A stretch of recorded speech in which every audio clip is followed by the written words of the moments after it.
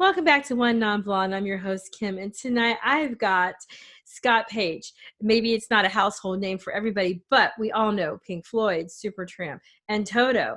And so welcome, Scott. How are you doing? Hello. Nice to meet you here in the the new virtual world that we live in, right? I know. Isn't that awesome? I mean, Crazy, isn't it amazing that we are able to, I'm in Florida, you're in right? California, and we're able to have this great conversation. I just think it's amazing.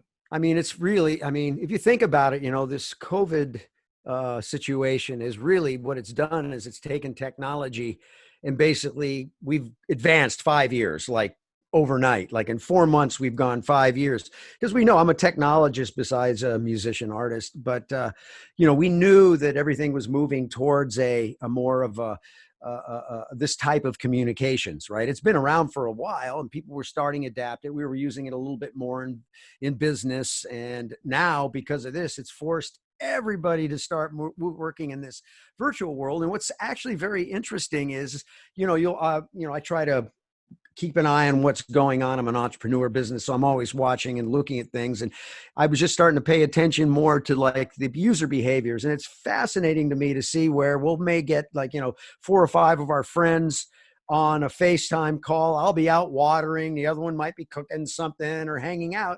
And it's actually pretty satisfying in the sense that, we're all together, we're talking, communicating, even though we're not face to face. And so, I think this is going to be a big part of the new way we communicate all the time. I mean, from a business point of view, I'm busier now than I've ever been.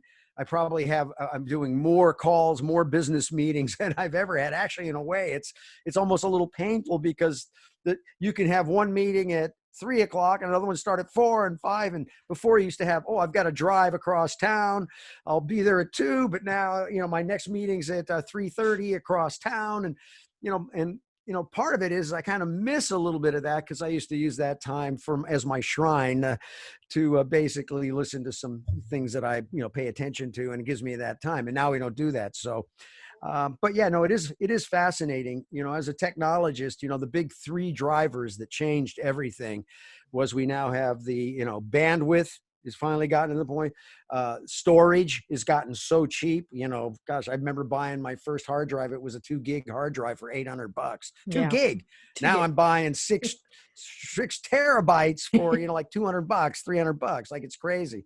So storage, and then more importantly, it's just the horsepower. These things now, it's, I've got a worldwide broadcaster in the palm of my hands.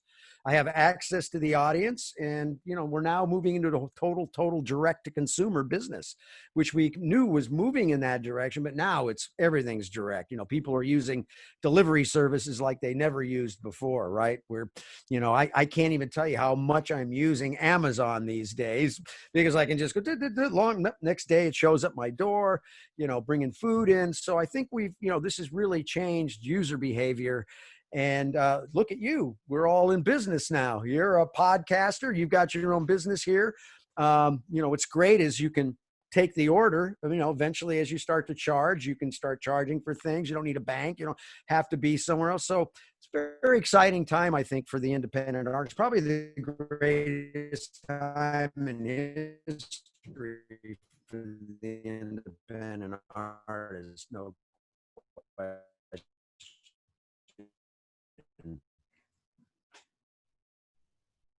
Our bandwidth. Are you Oh, back here, you're now? done. Okay, your No, bandwidth came back. Oh, because it's is it unstable. mine? I mean, mine should be good. I I think have a it might great, be me. I Okay, have we're a really back. good connection here, but you never know. I mean, We're back. We're there's so back. much Okay. being using.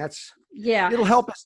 It'll make everybody want to get onto 5G, Like, right? There you go. what did he say? No, I know, because we were just talking about it before the show that, I just started podcasting. And when I did a little bit of radio, like some digital radio about 3 years ago. And then I kind of Mhm. got out of it for a little bit. And then when all this started coming up again, I started to do it. And then in April, we're in the middle of March, April, we're in the middle of a pandemic. And I'm like, okay, I'm starting my own show. Because I was with somebody else before and it was fine, but it wasn't really where I wanted to be, like creatively.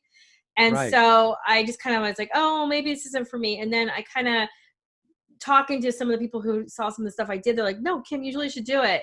So with taking the time with the pandemic, I'm like, okay, this is the time to do it. And I know a lot of people are doing podcasts, which I know it's still like kind of like an uncharted territory. Sure. When you were talking, all I could think of is Star Trek. Yeah. Because I watched a documentary on it. It's like what technology Star Trek Gene Roddenberry thought of in the 60s, which is 50 years ago, is now in fruition. Like you said, it's the wave of the future. It And is it the way took we us a work long now. time to get here, but wow. I mean, Yeah.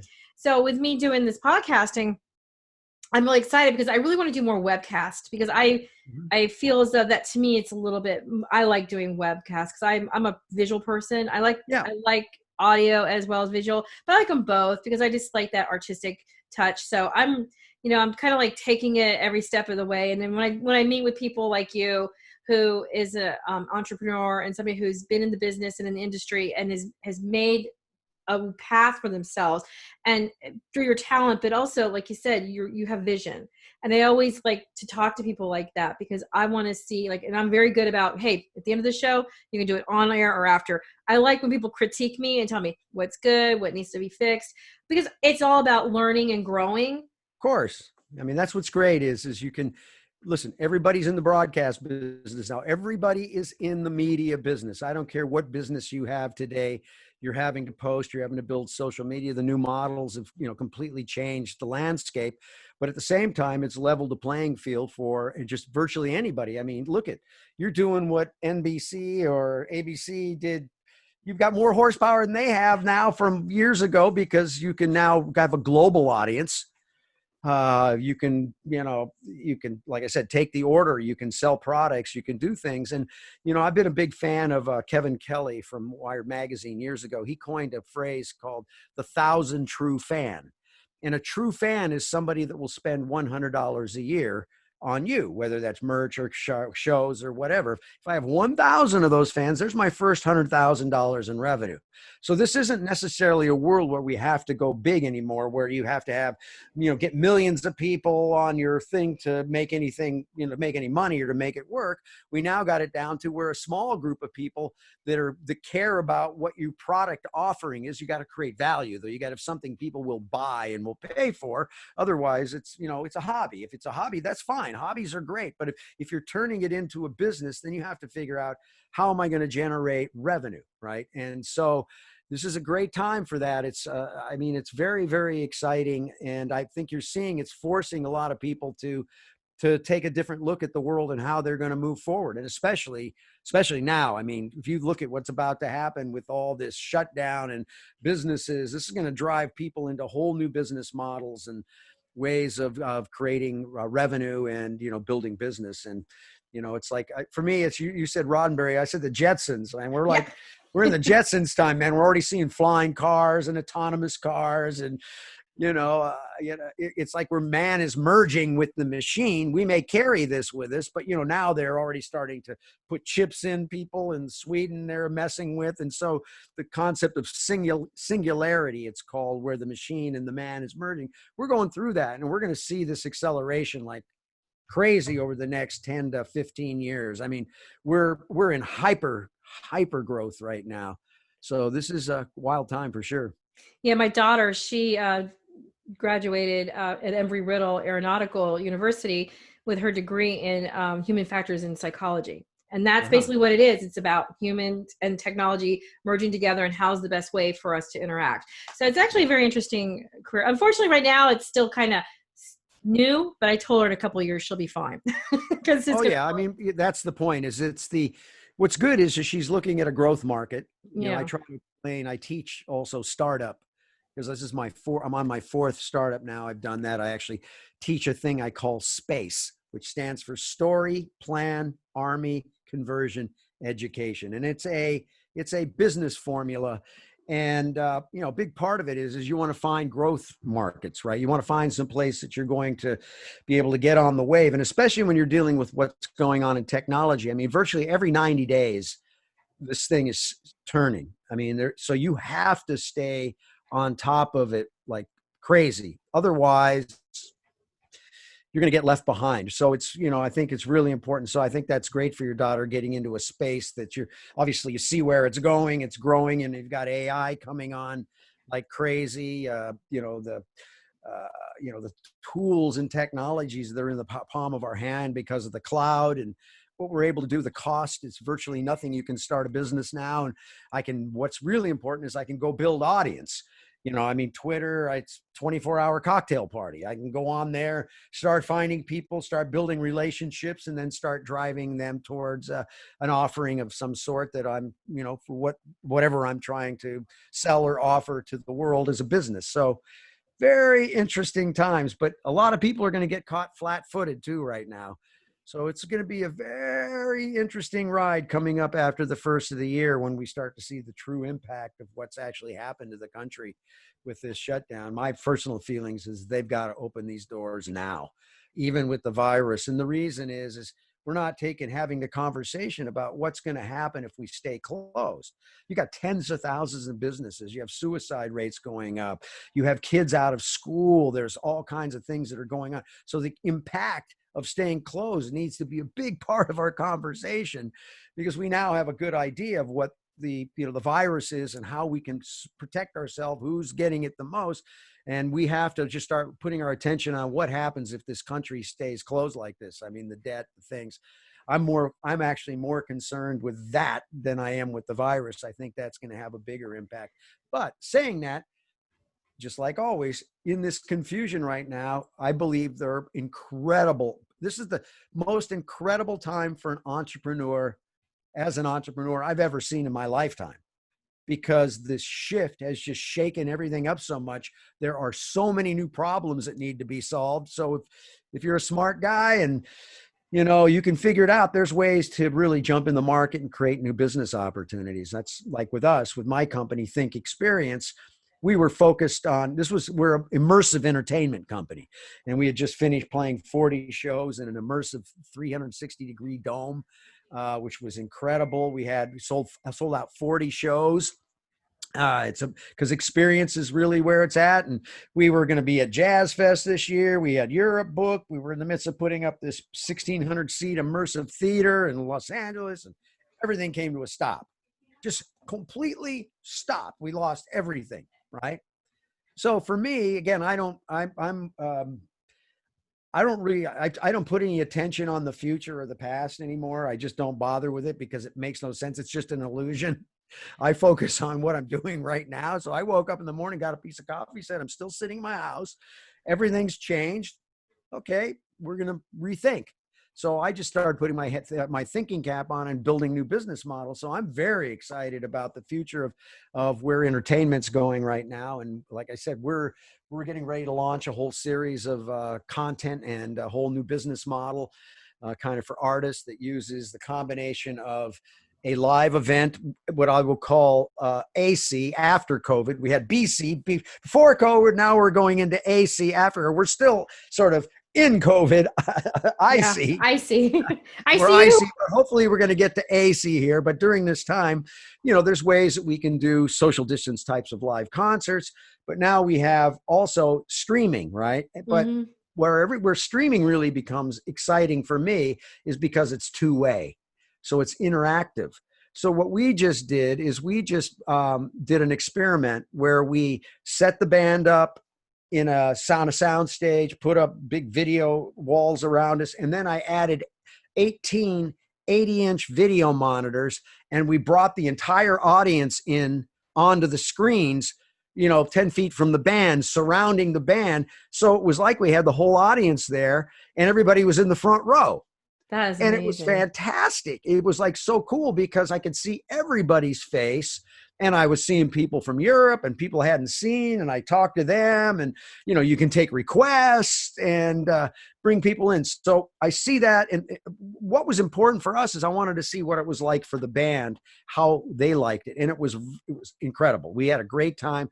Felt like people were there having the community and stuff. And then the third thing that I see the opportunity is I'm bringing in delivery services, because what I can do now is I can deliver things to the house that can go along with my live stream. So I can create an interactive experience now through two-way communications. I can deliver a box that has party and theme-based things that I like it. go with my experience. And now it becomes it's like a Super Bowl party because everybody loves Super Bowl parties. They get together to watch the game and party and hang out. Well, I'm building a business that's called livin.live, livn.live. And livin.live is a new form of a model where we're rocking, we're cooking, we're teaching, and we're having a great old time because people want to get back to living. And so we're designing a business model that is really for a new form of a home experience, because I believe people are going to be staying at home more right now. It's going to be a while before people are going to be going out to clubs and hanging out. And so they're going to invite their friends and their trusted sources over, right? They're going to have their family and friends. So I want to create something that says, hey, Friday night, man, come Living Live, man. We're doing an incredible show. We've got this thing going on. We're going to be doing this. Let's order the box and then get everybody involved and we'll have a great hang. So for me, I'm looking at this going, this is an incredible time. I want to be a part of this. I want to like Yeah. jump on board and be a part of your business. I'm like, hire me, I'll help you. Well, you never know. I'm actually I have a big reason why I'm doing all these podcasts right now. So I would love it. Business strategy. I'm so happy you said that because again, it's all about building relationships, growing the audience, finding those super fans, and building business models that make sense. So like I said, I'm excited like now, like I've never been about what's going on. So I'm very excited getting up every day. Even all this wackiness is going on. And obviously it's very sad for very many people. There's a lot of rough things going on, but you know, life isn't fair. I took a very heavy spiritual path about 15 years ago. And that's my favorite subject is consciousness. And, you know, that's why, you know, I always talk about this, and I'm going to bring it up here again too, is, you know, really the only thing that's real is you and me talking right now. True. Grass is 2 minutes ago is an illusion. Mm-hmm. 2 minutes from now is an illusion. It's a thought, right? So what we end up doing as humans is we start building these goals and these things that have to happen, right? And we hang on to the things that were past, all these illusions in our head, which I can't change. And then we suffer and we get all stressed out because we're identifying with thinking as opposed to me. Like I could be suffering right now, crazy, just worrying about, oh my God, what's going to happen? You know, revenue's cut off, everything's like, just going crazy. But in reality, I'm drinking my water, talking to you. I'm okay. There's no lion is chasing me right now. There's nothing. So in reality, everything's okay. But when I start identifying with thoughts in your head and you start believing those thoughts, that's where the suffering comes in. That's why I always liked it about in Buddhism is about, you know, not attaching to things out, right? Because that's when you suffer, because you create a goal. Oh, I got this goal. I'm going to go march towards the goal. I'm marching towards the goal. And then all of a sudden something happens and I can't do it. It's not working. And then I'm like, oh no, my life is falling down because I'm not reaching what I said. And that's like insane. Right? I mean, the bottom line is it's not about the outcome. It's really about the journey. I agree. You know, so many people say, well, this is where I wanted to be in 5 years, right? This is where I thought of myself when I'm at this age. I'm like, really, what do we, you know, I always kind of laugh about that because it's a roller coaster ride. And like you said, we got to take the journey and how we do things every day. And I just, you know, 6 months ago, if someone would say, oh, you're talking to Scott Page. And it's like so cool. I'm like, yeah, in my phone book right now, I got Larry Hankin, I got Scott Page, I got Jack O'Hall, I got all these people in my phone book. And I'm like, yeah, I'm like, no, I would have never thought that. But you know what? I've just been like taking this journey and I'm getting on the ride and I'm just having, I call it hashtag second act because you know, I'm a mom of 5 and they're all grown now. And it's my turn. You know, my husband and I have a really great relationship and I'm very blessed and we've been married a long time and he's so supportive, but I want to, Yeah. Like you said, stop like worrying about this, worry about that, worry about that. It's like, I just want to be. That's right what now. You want. That's the holy grail of life is when the whole thing is to accept what is. When you don't accept what is when you suffer. It's like, oh, I was done wrong by somebody. And now I hang on to that for years, even though it might be your best friend from years ago. And something was said. And now you're like hanging on to some horrible thing that this person did to me. I'll never forgive them, blah, blah, blah. It's all mental noise, right? That's all stuff that makes us crazy. And it's just, it's like, so, for me, the inward journey is all that matters, period. There's nothing else matters, because you blink, you'll be 50, blink, you'll be on your deathbed, because time is a complete illusion, Oh, right? I know. Because It is. there's no, I mean, time, I can only imagine time. It's always now. Yeah. And the other one that gets people, then if you think about it, there's really only one moment in time in your whole life. You're in the same moment all the time. There's only one moment in time. That's it. It's always the same moment. I'm here. Moment hasn't changed. I'm here. I walk out to my car. The moment follows you around. So it's always in that moment. What happens is our thinking takes us out of the moment and we miss what's happening. And that's why what I always thought in the Bible, one of the most profound statements is is stop and smell the roses. And what is that saying? That's saying stop with all that nonsense you're in and look around and be grateful and thankful, because right now, look at you and me.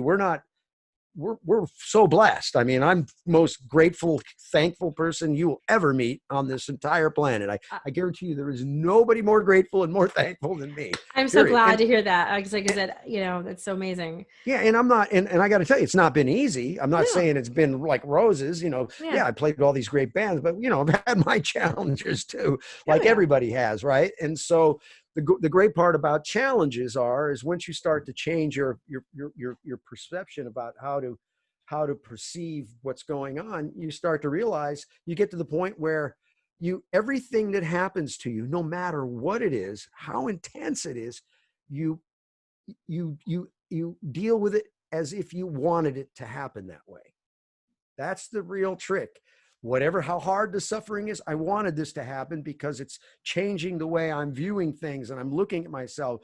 That's why you hear about so many people that have suffered, especially people that have had substance abuse and stuff and got hit rock bottom. And finally they go, oh, wake up, I can't take this anymore, right? They got to stop, and they finally take something. So inside suffering is always a wonderful, there's a seed of grace or an upside to down. But the point is you got to get to that point where you accept whatever happens as it's supposed to have happened, because everything happens as it's supposed to happen.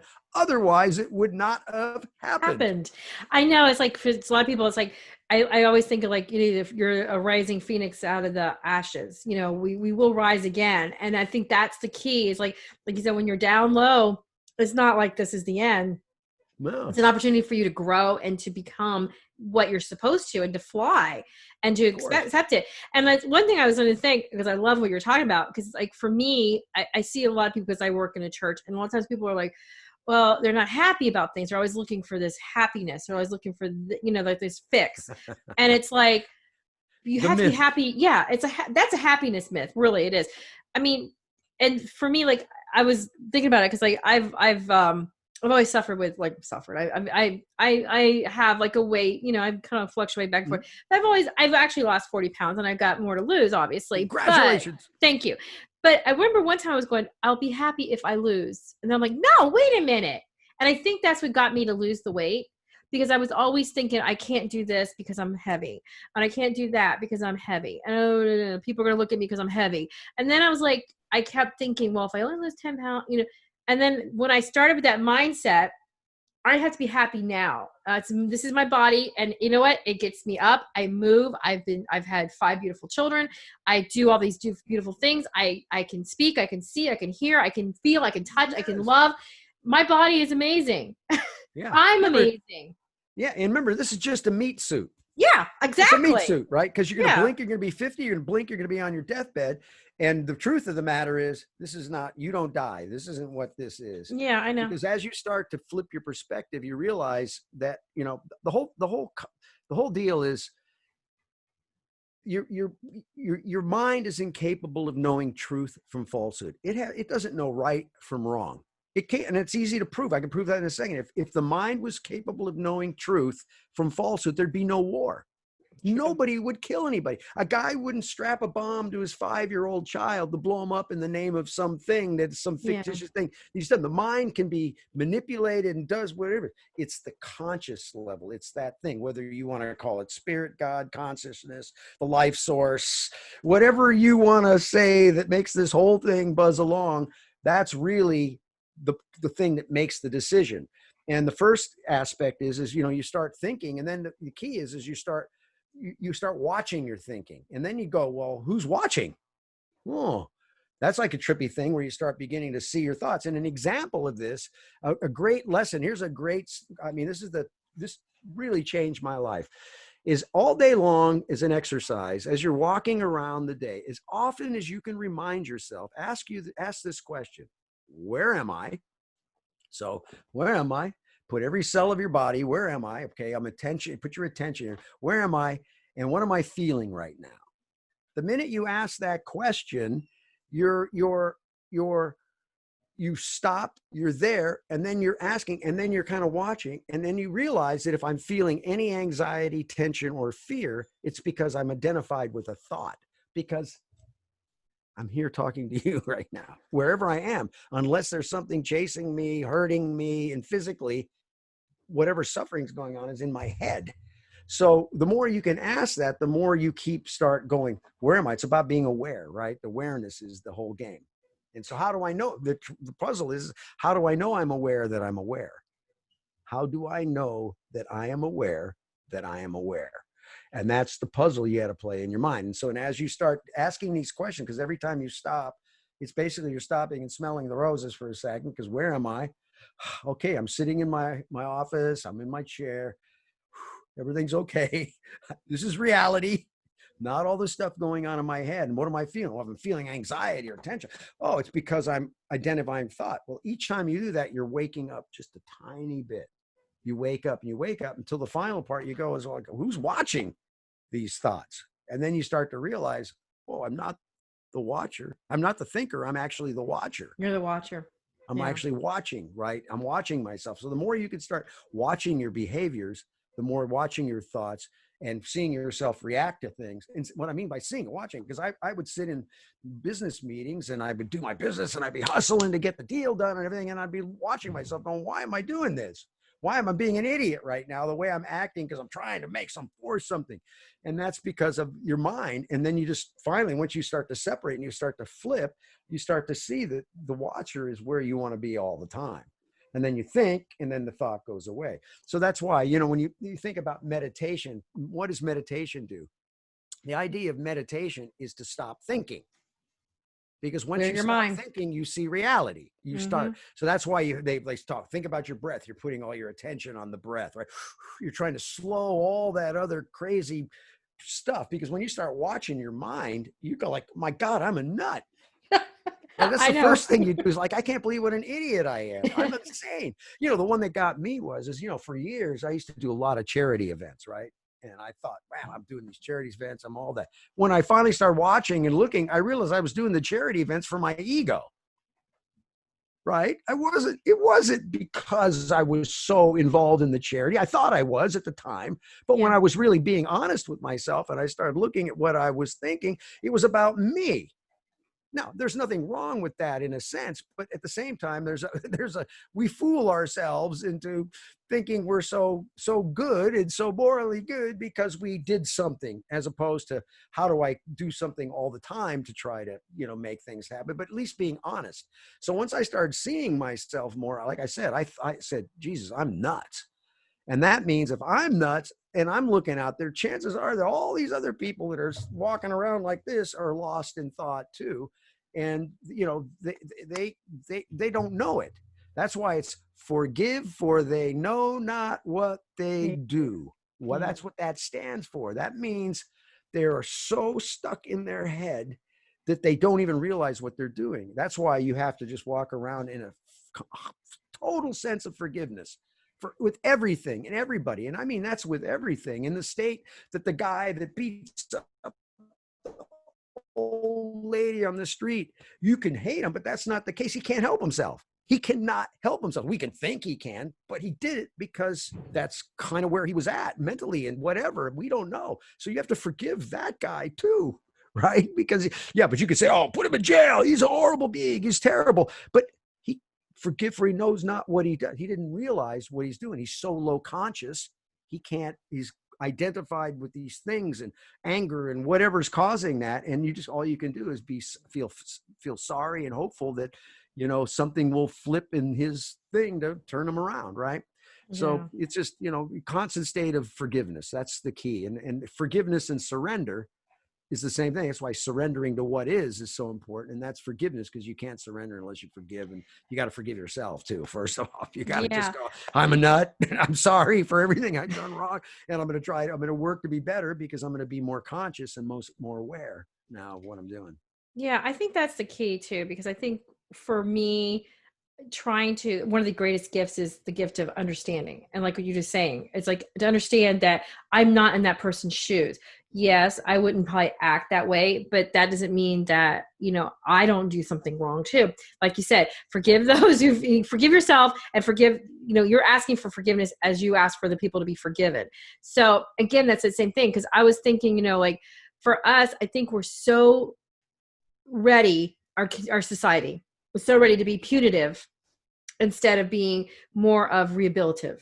And so I think we need to be able to help each other and lift each other up instead of just always punishing, or have a condition on something. It's like, oh, I'll forgive them, but when you say the word but, it's already out the Well, you door. see, and here's a real one. This is one that really gets me today. If you look at what's happening out in social media and stuff, I mean, I've never seen so much craziness going on between people, and people defriending people and stuff, all in this political stuff. And I call it's kind of what it's again, it's all based, for me, it's the human condition is the issue. It's not anything else. It's just this human condition of being identified with thoughts and thinking, all that stuff. And it's really just not being very awake. And the one that gets me the most is this. What I call it the hate in the name of love crowd, right? It's everybody love, kindness, be grateful. I'm for the LGBT communities. I put the signs up. You got to love everybody, be kind to everybody, and then screw you, Trump. I think your family should die. And it's like, whoa, wait a minute. What happened to the woke, right? Yeah, So yeah. what that tells you, and it's not their fault. Like I said, I'm not judging them on that. If they could do better, they would do better. But the point is we need to use that to realize any form of hate is just another form of hate. Mm-hmm. Remember, we've got to forgive, and we got to get supportive, right? Instead of being like, well, hey, this guy's there, let's try to support him, whatever. Now it's turned into this whole hate, because now this whole group, what they call the woke, are really in a real sense of spirituality, is really the asleep, because they don't realize that being so thoughtful and caring and loving, and then turning around and then being so hateful, is really just a sign of like, wait a minute, wake up. This is not a good idea. Nobody wins in this scenario, right? Yeah. And so, but unfortunately, we have media now that is just, and remember the fact that the mind is incapable of knowing truth from falsehood. The problem is these devices, the AI, the artificial intelligence, is serving you up what they want you to see. They're looking, the algorithms are controlling, and people are being ding, ding, ding, ding. It's like they're just being fed what they want to hear all day long, and whatever the They're thing feeding the is. machine. And the machine is taking. That's why I'm saying the machine is taking over. Mm-hmm. Even though we're only holding it at our hand, or we're sitting at the computer, it's not like we've got it injected in our arm yet. But it's really the case that this thing is basically driving everything right now. And, again, it's the wake up. It's really, I'm hoping society will wake up. Now, the good news is I don't believe you die. I don't think it's possible. So it's fine. The other good news is this. People talk about the planet. We have to save the planet. Listen, this planet's been spinning for billions and billions of years. We've only been here a short time. And the truth is, I'm not sure humans are going to make it in the long run. I just don't know if it's going to. I think the machine is now starting to merge. And I think the machine will eventually take over, because it's, it's building all the intelligence. We're programming the intelligence into the computers. And now that we have quantum computing, which is really powerful, because, regular computing is binary, yes or no, or on or off. It's one or the other, right? State. In quantum, it goes yes, no, and maybe. So it has some form of being able to start to think in a sense, in its way. So we're programming these machines to do this. But the good news is, the one thing this planet doesn't need is humans. You get rid of the bees, this planet shuts down. You get rid of humans, it flourishes, right? So But the good news is it's okay. Remember, because everything happens the way it's supposed to happen. Consciousness will just continue on, and life's good. And so, stop stop suffering, everybody, from mental suffering. I get it. Physical suffering, that's a different thing because you're actually experiencing it and stuff. But this whole, forcing people and hate and craziness is just part of where we are right now. And it's what we need to go through. It's exactly what's supposed to happen right now. Right. Yeah. I think we go back to the COVID for one thing too. It's like, I think that the fact that people aren't on the roads as much and things like that, we're seeing nature kind of coming back, Oh, it's like we're like, back to, like you said, the planet is spinning and it continues to spin. And it's almost like we're getting a reset. Like, okay, we yeah. need to, because Yep. we're the, like you said, we're the ones who are like putting the carbon footprint everywhere. And we're just not, we're not thinking about things. It's like, this is my space. I want to do it this way. And I have the right to do whatever I want and not think of everything else that's going on in this world. And also being, like you said, conscientious of, being, and just Yeah. being. You got to wait. We have to wake up. That's really Yeah. where we're at. Society has to wake up, and that's the thing. And I don't mean wake up to like, oh, this guy's a bad guy. That's guy. I'm talking about waking up to reality. Again, stop, smell those roses, be Mm-hmm. more kind to people, and realize everybody's doing the best they very can. They don't get up every day to say, I'm going to do the worst I can today. Yeah. I hope no one gets up and says, hey, today, how can I be an asshole to that person? Well, and if somebody is going to do that, that's because they're That's what they're trained mentally to. not there. So we Yeah. have to forgive them for their state, right? The place they're in. I mean, it's the case. Everything, when you look at anybody or anything from my place, I'm looking at myself. The whole thing is I'm looking at nature. I'm looking at this stuff, and I don't harm anything. I mean, I have a total catch and release program in my house. I have bug jars everywhere. I catch every spider and I put it outside and I try not to hurt it. I move ants. The ants are coming this way. I try to redirect them another way. I do all kinds of things to try to, because it's just, that's me. It's who I Yeah. am, right? I'm this planet. This is it, right? So. I want to tell you a really funny story about that. So this is when I was working at a high school. Mm-hmm. And we had outdoor, like because I live in Florida, so we have like the high school, all the doors are on the outside, kind of. And so I was getting ready to go to work, and I go to my office door, and there was this huge tree frog on the Whoa. door, and I'm like, okay, I gotta open the door. I'm like, come on, little, trying to like just like get it to move so I could open the door because it was like right where I couldn't get to the door, and I'm like just trying to nudge it along. All of a sudden, it jumped on my face Oh my God. and stuck to my eye, and I'm screaming. So I'm like screaming, and I'm like, ah! I finally flung it off, and this is the sad part. I'm trying to save this poor frog's life, right? Oh, And somebody comes running, and they thought I was like dying, and the kid he's like this big football player, goes, "I'll save you, Miss P," and he drops his book bag on top of the frog. Oh. And he killed it. But it was just like, I was trying so hard not to kill the I've done that frog. too. Sometimes where I'm trying to get a bug out or something, and by accident I screw up and get stuck between the jar or something. I'm like, oh, sorry, dude. I didn't mean to do that. I was really trying to help you. I know, but it was like, that's funny, but jumped on your eye. Oh my. it was just like right here. I can still, it's been over 10 years. I can still feel the stickiness. They're very sticky, very sticky. That is funny. What a story. Yeah. So I get you. I want to try to help save all the animals too. And I think that back to, if we, not to like do a public service announcement, but I like to do public service announcements. I used to do safe environment training for the diocese I work in, and it's basically about helping people realize who like predators and groomers and all that stuff like that. But one of the things I always would say to people is like, if we're the best model, hey, look, we're models. How we treat each other, how we look at the world in general is how our children see us. So if we model behavior of, being, like you said, listening, being kind, not always just, you go in, most people, like you said, go in with like, this is my idea. I'm not changing. You can't change me. This is, instead of like being very flexible and being open to what's going on around you. And, so for me, it's like when I raised my kids, one of the things I did is I was really like, I was very aware. Like, for example, like when a child's doing something wrong, like what's the first response a lot of people do? They spank them. Why would you spank someone? Why would you, like, if my kid, like I have, like I said, 5 kids, if one of my kids would smack one of my other kids, why would I give him a smack on the behind? Smack him back. It makes no sense. Yeah, well, I'm teaching bad behavior. You're bad for smacking your brother, but I just smacked you. So, I always try to talk to, I remember my daughter, I've got 2 grandsons. It's so exciting. Yay. But they're 2 and 3.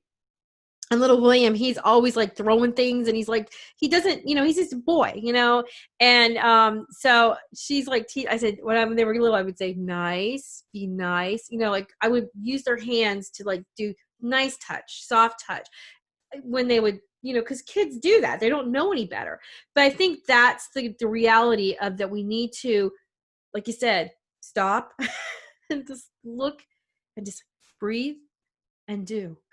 Just be thankful for everything that happens. Everything. Yeah. You get to test this out. You get to be here to try to go have this human experience, which is just incredible, right? Yeah. But again, it's all about flipping your perspective and realize that if you just become more grateful, thankful for what you have. And I mean, I've seen there's people that I've seen that don't have a lot of money, living in things they're living.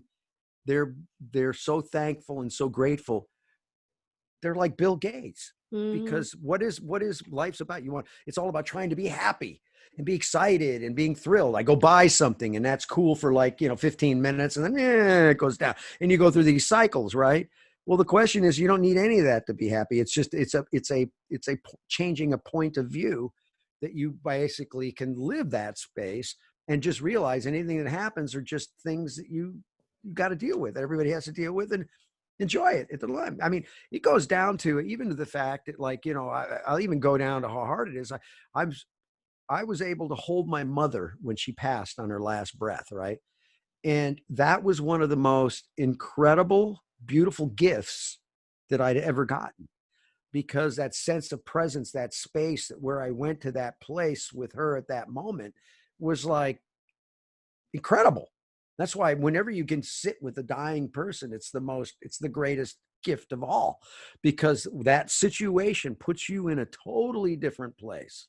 Right. I mean, that you talk about presence, man, it can take you when you're sitting there and you're feeling that breath and you know that this is going to go down. It's a very incredible experience, but I'm so thankful to have been able to have that. I can't tell you, it's changed everything for me, fear of death, fear of all these things, because I truly, I can honestly say, I really can, that I'm actually a little curious about what's going to happen now on the other side. I'm less about worried about it. I'm more about like, well, it's just going to be another part of this journey. And where's that going to go? Right. I mean, I'm here now. What's the deal? And I just think your consciousness, you just continue on. Phew, the meat suit goes away. So actually, I know that to be the case. I don't know why I can say that, but I do. I'm so non-fearful of any of that anymore. But it took, some years of really looking at it. Now, some people might say, oh, you're crazy or nuts. Well, that's fine. But I don't have to live in fear. Right. I don't want to worry about that, because I got so many people always worried about this and that. And, what's going to happen? I'm so scared. This is going to happen. And I'm like, whatever happens is going to happen. It's going to happen. And the less energy I give all that fear, the better off I am. So if I can feel good all the time, I win. And it's now, again, being happy, you don't have to be happy all the time, but you just need to accept it in a way and not be identified, be so sad that it takes you over. So it's really just really kind of going with the flow, right? Accepting what is. That's the game. Yeah. I had, I want to comment on 2 things. The first one is my mom, when my mom passed, I held her hand. She had already had a massive stroke. So she was like, there was nothing there, but I wasn't.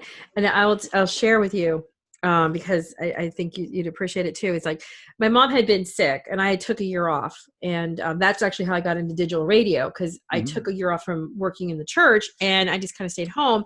But then I kind of fell into, somebody was like working on this, starting this digital radio station. And I was like, oh, okay, I can help with that a little bit. And I ended up doing some radio, doing some stuff on the internet and doing some sales, and it was fun and I loved it. And I got the bug. And as soon as I got the earphones in my, the headphones and the microphone, I'm like, I felt alive. So, um, but then when my mom, took, a turn, I kind of stayed and didn't do as much. But, when she was in the nursing home for a little bit because she had gotten sick. And then I promised her, because she lived with me for 13 years before she passed away after my dad died.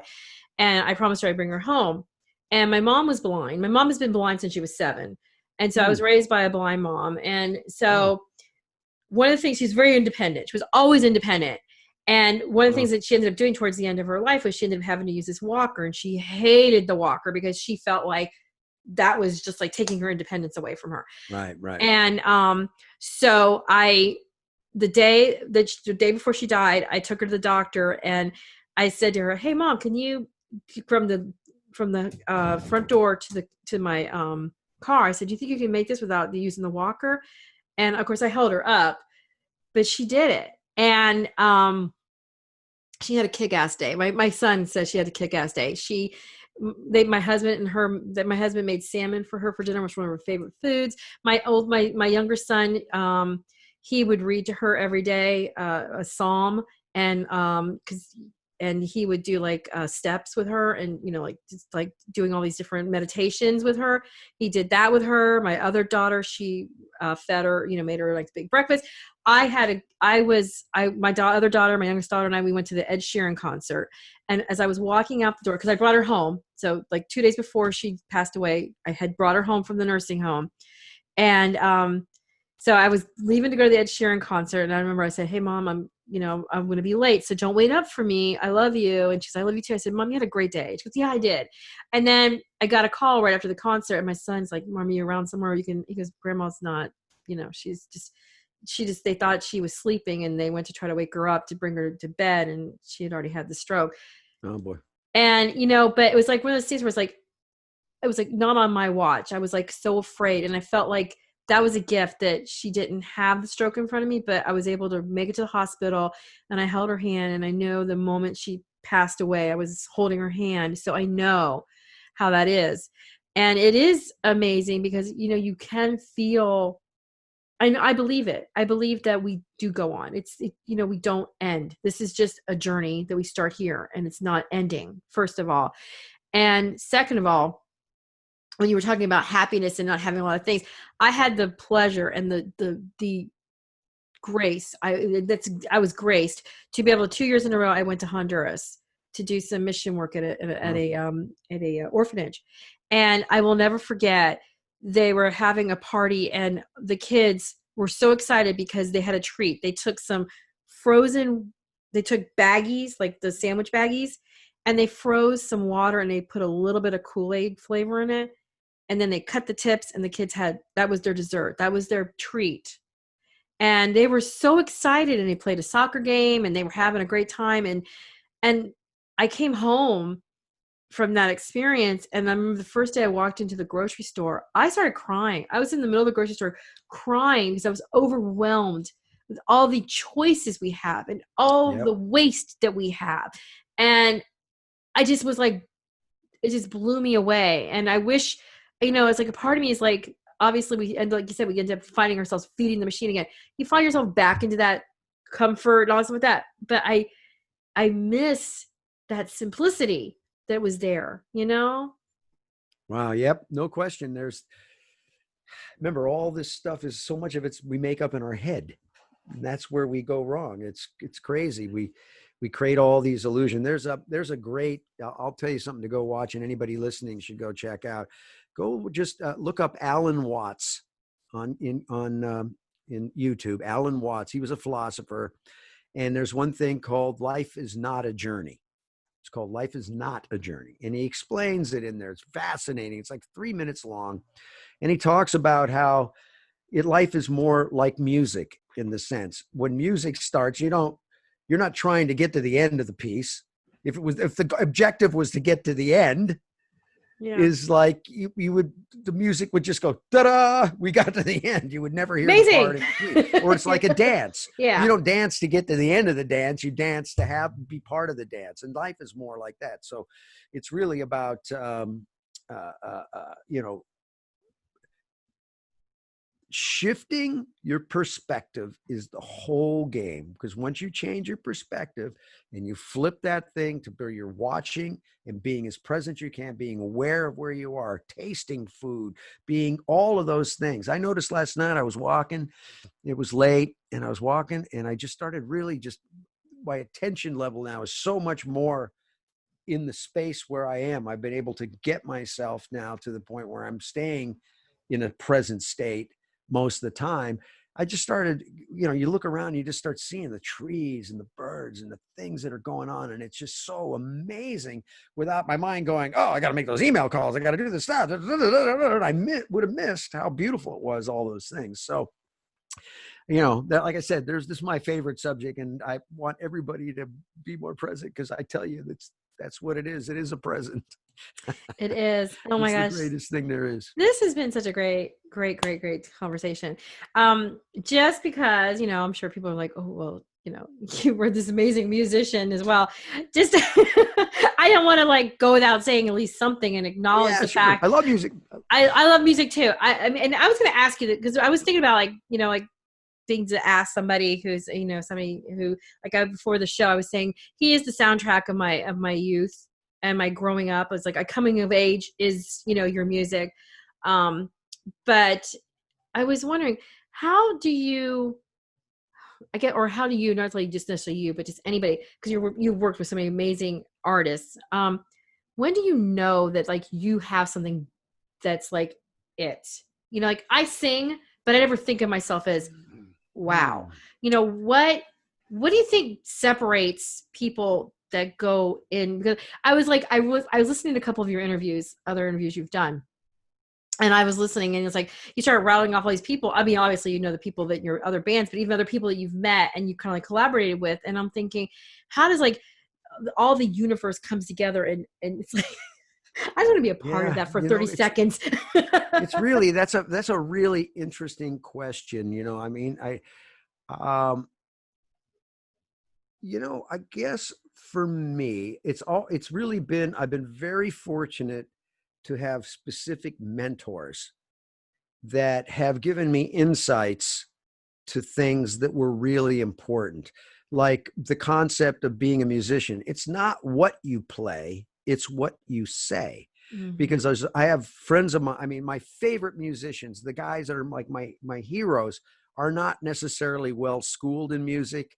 They don't really have a lot of chops. They can't play a million scales, but they can kill you with one note. They can tear your heart out by hitting one note. BB King, I mean, just the style. Now, BB's not a guy that went to Juilliard that knows classical and he's trained. It's really more about playing from a sense of no mind, I would actually say. It's not thinking. It's a state of getting it out there. So I've had mentors were really important. I can't tell that. I can't say that enough.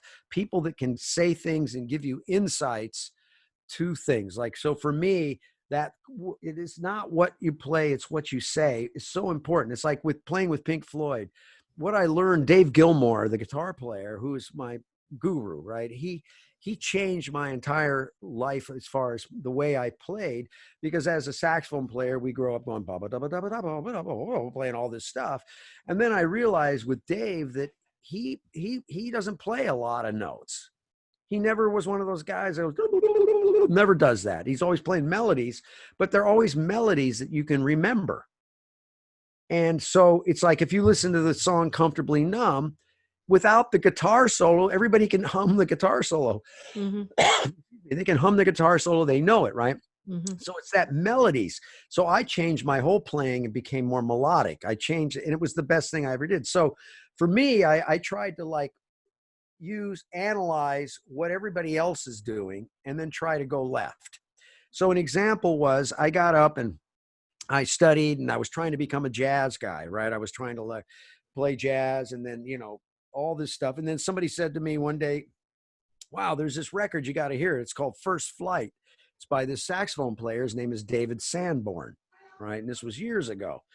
And he says, you got to hear this. My buddy calls me from Vegas. He was working there. And he said, dude, you got to go get this. So I went to Tower Records that night and I bought that record. I brought it home, put it on. I went, my mouth dropped. I just heard the Messiah from as far as the saxophone player was concerned. Played alto. I was an alto player. That night I said, you know what?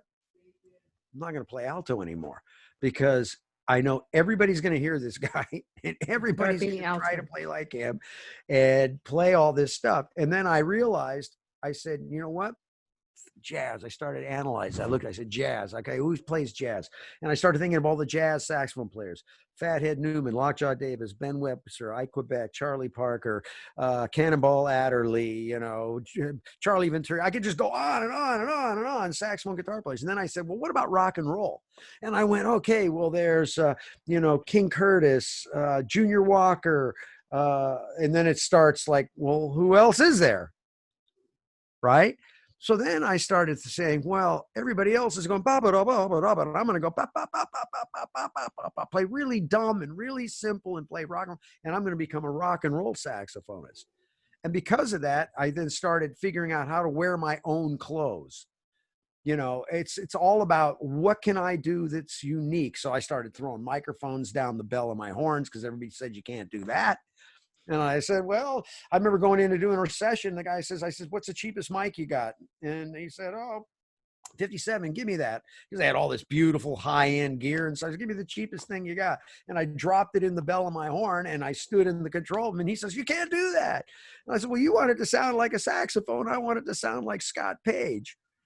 Right? It's a whole different thing. There's a whole attitude. So I took a whole attitude of just trying to be a little off left of center when everybody else did stuff and try to create stuff. And really, it's really about the soul that you put into the notes, the stuff behind it.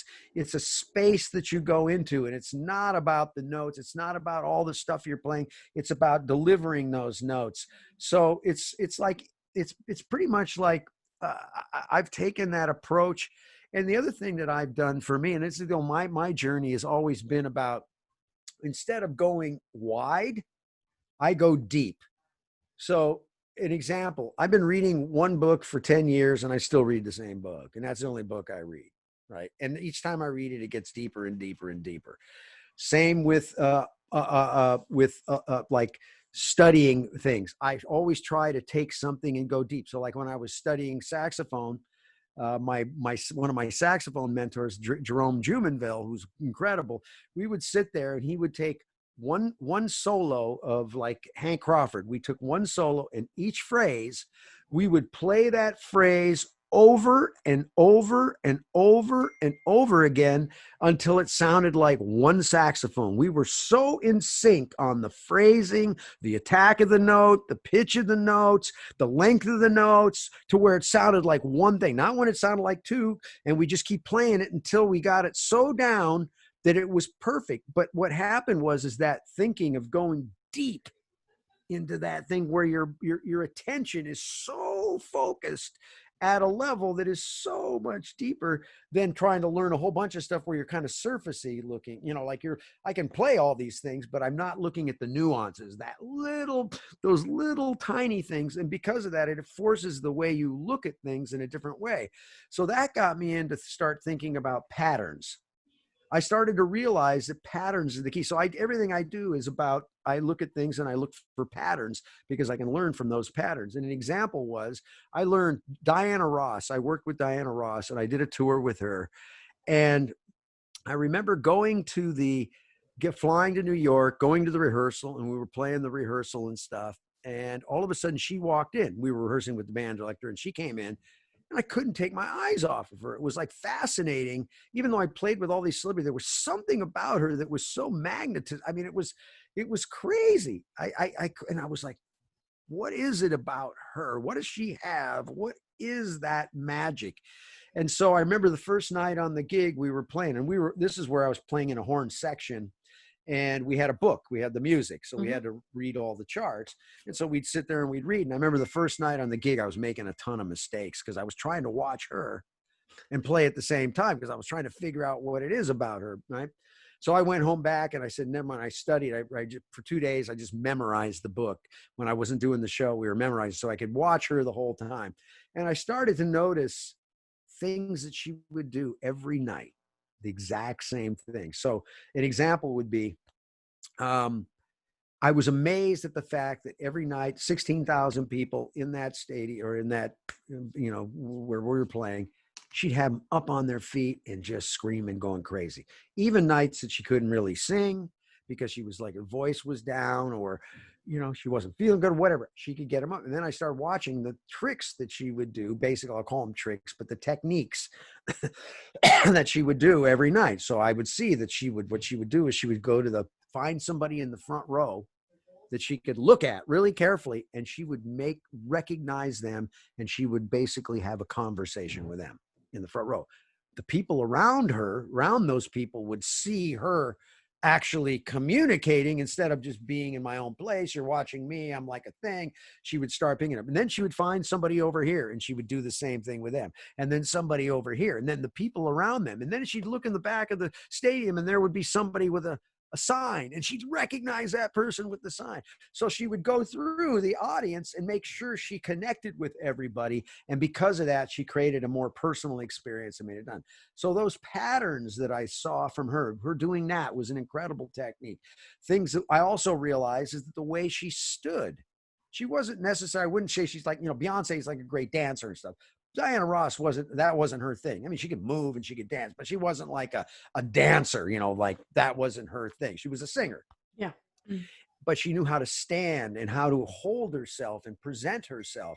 And I noticed how she would stand and how her shoulders were and how she always looked and the way she did things that people would just stare at her. So I remember going home after watching that show, and I realized I got this saxophone around my neck with this strap, and I can't really get into those appealing shapes, right? She would put her body in shapes that were so good that she just looked like a statue or something in a sense. So I remember going the next day while we were out on the road, I went and found a music store and I bought a stretch guitar strap. And I used it around my neck and stretched so that I could take my saxophone instead of being stuck around my neck and I can't do anything. I had a stretch strap so I could push the saxophone down to the side. So I could pull it around to the side, and then I could make sure that I was posed right. I looked right so that I had something that would be appealing to people look at. Instead of just some kind of thing over here in the corner nobody cares about. Started looking at that. So she was like one of my biggest mentors. I learned a whole bunch of things like that from her. So mentors are really the key because they'll say those things. They will give you that thing. And here's one last story I'll tell you on that one. I was working with a guy by the name of Michael Smotherman, who is one of the great American songwriters, wrote all these great hits and just incredible. And we spent a summer writing songs together, and we called it Tune a Day. We would write the tune, we would record it, and we would finish it every day, right? And we recorded about 35 songs or something in that period of time. And luckily we had one hit out of that, which was great. But he was the most amazing guy because when he walked in the room, he owned the room. Another one of those where people, when he sang, he was just so magnificent. I mean, it was crazy the way presence. And I remember one night we were sitting out, it was about 4 or 5 o'clock in the morning. We were in my backyard because I had the studio in the house. We were hanging outside, drinking some wine and whatever. And he says, Scott, he says, every time you pick up your instrument, I don't care if you're playing, just practicing, going to play a bar mitzvah, a wedding, a club gig, no matter what it is. He says to me, you got to play like you got a big, I won't say, a big member. Yeah. You got to play like you're the big kahuna. You're the guy, right? Yeah. That stuck with me because every time I play, it's like, I don't care, man. I put everything I have into it. And because of that, I think that's what helps me get work because I'm unafraid. I always stick it out there. When it's my turn, I go for it, right? It's like if I'm on the stage and somebody else is soloing and they're up on the stage, I lay back. When it's my turn, I go. And if they're there, I put my feet over the edge of the stage and I'm the one in front and I put everything I have into that, because what that does is that communicates. So going back to your original question, it's really about always putting that attitude, that big kahuna, no matter what. No matter if you play it right. If he would always say, if it's out of tune, it just sounds like there's more of you. Don't worry about it. Just freaking stick it out there. Go, right? Yeah. And so it's really about that. That I think it's that attitude of just always doing that, and that's what people look for. They want that positive attitude. There's a guy that we work now. His name is Derek Day. He's in my Think Experience band, and he's a young guy, probably 25 years old. Incredible talent, but totally fearless. Zero fear. I could name any song. Oh yeah, let's try it. Let's just go for it, right? Go for it. And he's one of those guys that just is so on top of it, and he's so incredible because he has no fear. So those are the things that I think. I don't know how to answer the question. That's perfect. No, just, I think you it's did. like these things. Look for patterns. Find a mentor. Find those people that be around people that are always better than you, that can give you these little insights, these little words of wisdom and things. And study. Go deep on something. Go deep. Really get into it. It's like drum machines and our metronomes. I was a metronome nut, right? About the time, because the more you start studying time, it's like just hitting a cowbell. Boom, right? You start to get, the more you look at it and you're like playing with a metronome or with a drum machine, the stick doesn't hit the cowbell anymore. It sinks into it. It's like that's almost soft where that thing is hitting, because it can be a little behind and tough, but you're training your focus, or your attention gets so deep, because I'm just playing 2 and 4 on a cowbell is a lifetime study. So anyway, there you go. That's my spiel for today. So much fun today. I am telling you, I just, my dogs now just walked in the door. I have no idea how they got in here. Yeah, the 2 girls. Lily I call her my podcast pup, because she usually jumps up in here in a minute and people see her. This has been so eye-opening, and I love it. And I'm so excited, and I'd love to have you back on my show again. I love to be part of your experience, because you're giving me like that. Like I wake up in the morning. I don't say, hey, how can I be here? She is podcast pup. Hi, pup. There's Lily.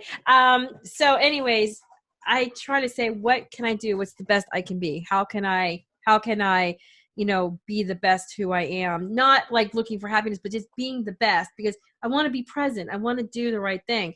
Surrender. Yeah. Surrender to life. Yeah. It is what it is. And I'm just enjoying it. And I'm just been so blessed, because like I said, it's just kind of, all this is falling into my lap. And because of the people I've met, I've got a chance to meet you, and it makes it so much nicer. And Lily is really, I love Lily.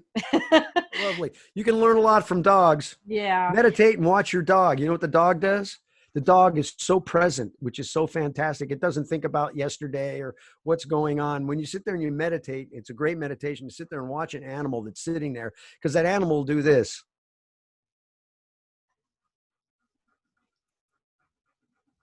It's just paying attention. Yeah. And that's what we want. We want to be, attention is really the game right now, right? Presence. Yeah. She wants to, I'm the love of her life.